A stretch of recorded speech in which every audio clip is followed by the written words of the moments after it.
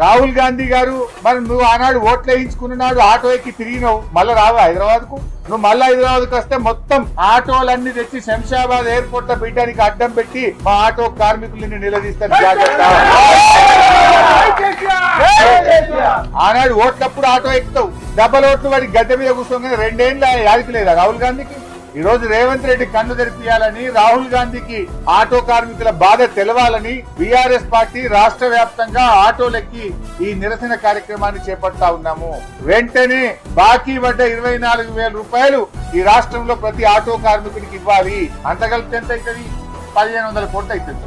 మొత్తం ఆటో కార్మికులకు బాకీ పడ్డ 24,000 ఇస్తే 1,500 కోట్లు అవుతుంది. మొన్న నువ్వు మద్యం దుకాణాలు పెట్టినావు కదా, 3 లక్షలు ఫీజు పెంచినావు, మద్యం సీసాల ధరలు పెంచినావు, బీర్ పెంచినావు, విస్కీ పెంచినావు. మద్యం అప్లికేషన్ల మీద నీకు 3,000 కోట్ల రూపాయలు డబ్బు వచ్చింది కదా, ఒక సగం ఇచ్చేయి మా ఆటో కార్మికులను యాడ్ చేసుకుంటారు. మద్యం షాపుల మీద దరఖాస్తుల మీద 3,000 కోట్ల రూపాయలు సంపాదించినావు. మరి ఆ 1,500 కోట్లు ఆటో కార్మికులకు బాకీ పడ్డావు, దాన్ని విడుదల చేయి, ఆటో కార్మికుల్ని కాపాడుకో అని చెప్తా ఉన్నాం.